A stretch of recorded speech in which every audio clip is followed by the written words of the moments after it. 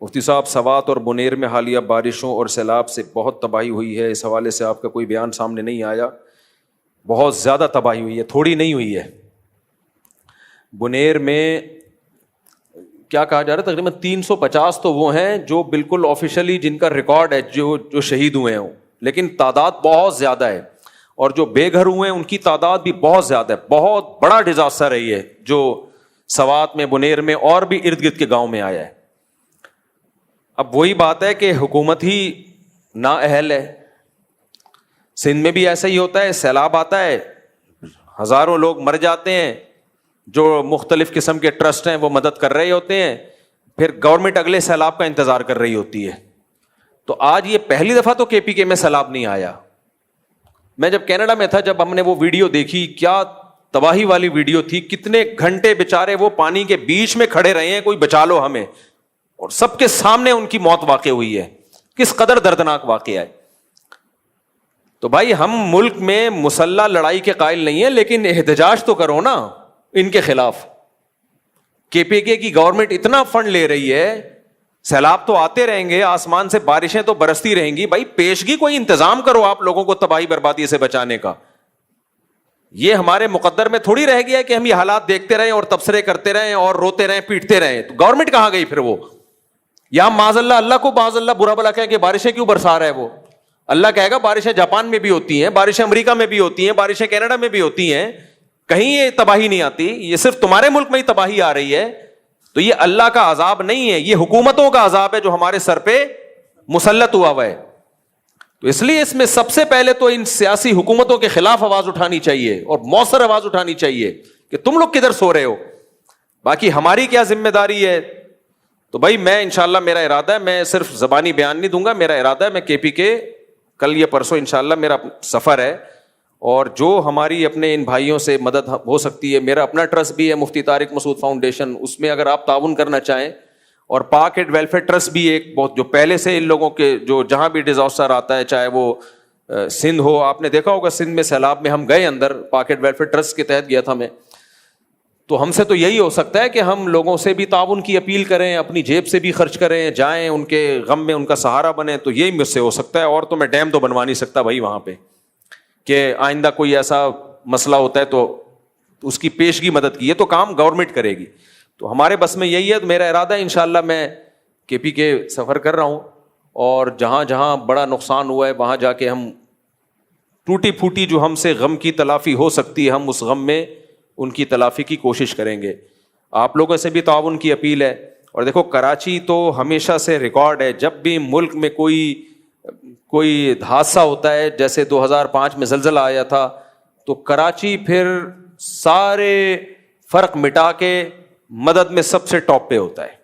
تو یہ جو ہمارے کے پی کے میں ہمارے مسلمان بھائیوں پہ، پاکستانی بھائیوں پہ، قومی بھائیوں پہ مذہب کا رشتہ بھی ہے، قوم کا رشتہ بھی ہے، تو ان کو جو جس آفت میں یہ لوگ مبتلا ہیں، تو سب سے پہلے میں کراچی کے تاجروں سے اپیل کروں گا کہ اپنی تجوریوں کے منہ کھول کے بھرپور طریقے سے ان کی مدد کریں، اور پنجاب والوں سے بھی اور کے پی کے والوں سے بھی، جو بھی مالدار لوگ ہیں ان کی ذمہ داری ہے۔ بھائی ہمارے بس میں یہی ہے، اس میں انشاءاللہ ہم کنجوسی نہیں کریں گے۔ تو ہم نے ایک اندازہ لگایا ہے کہ ان کو جو سروے کیا ہے، ہماری جو پاک ایڈ ویلفیئر ٹرسٹ کی ٹیم ہے وہ تو پہلے پہنچ چکی ہے، وہ سروے ان کو تو بہت تجربہ ہے پہلے سے، تو اس وقت ان کو جو سب سے زیادہ ضرورت ہے وہ 3 چیزوں کی ہے۔ ان فیوچر تو جو مکان ٹوٹ گئے وہ بھی کوشش کریں گے بنوانے کی، لیکن فوری طور پہ جو ضرورت ہے، جو لوگ بھی سیلاب سے متاثر ہوئے، 3 چیزوں کی ضرورت۔ کچھ لوگ اپنی چھتوں پہ چڑھ کے بیٹھے ہوئے ہیں ابھی تک، گھر بالکل کچھ لوگوں کے بالکل بہہ گئے، بے گھر ہو گئے وہ، تو 3 چیزوں کی سب سے زیادہ ضرورت ہے فوری طور پہ، تاکہ اموات سے بچایا جا سکے۔ نمبر 1 صاف پانی، نمبر 2 پکا ہوا کھانا۔ راشن کا پروجیکٹ بھی ہوگا، فوری طور پہ بھی کیا چاہیے؟ تیار کھانا، ڈبوں میں پیک ہو، پکڑا دو بھائی، جان بچاؤ اپنی۔ اور تیسرے نمبر پہ خیمے، تاکہ اپنی خواتین کے ساتھ، بچوں کے ساتھ سر چھپانے کی کوئی جگہ ہو۔ تو اس کے لیے جو بھی تعاون کرنا چاہیں، صاف پانی کی بوتلیں، تو اگر کوئی ڈیٹیل ہے تو بتا دیں، میں ابھی اناؤنس کر دیتا ہوں۔ آپ لوگوں نے کچھ تیاری کی ہے نا اس پہ؟ خیمے میں 15,000 روپے کا ایک خیمے کا خرچہ ہے، اور دوسرا صاف پانی کی بوتل، وہ تو جتنی پھر بوتلیں آپ دینا چاہیں، اور پکا پکایا کھانا، تو پکائے پکائے کھانے کا کیا طریقہ ہوگا؟ وہیں بنائیں گے. اچھا, اندرون سندھ 2011 میں جب سیلاب آیا تھا تو ہم گئے تھے, 2011 تھا یا 10 تھا, پوری طرح یاد نہیں. تو ہم نے وہاں, یہ میں اس لیے بتا رہا ہوں کہ یہ کام ہمارے لیے اجنبی نہیں ہے, یہ میں پہلے بھی بہت عرصے سے کرتا آ رہا ہوں, اور بغیر کسی پروفٹ کے. یعنی ایسا نہیں ہے کہ میں نے پاکٹ ویلفیئر ٹرسٹ کے ساتھ ترکی بھی گیا ہوں زلزلے میں مدد کے لیے, اندرون سندھ بھی گیا ہوں.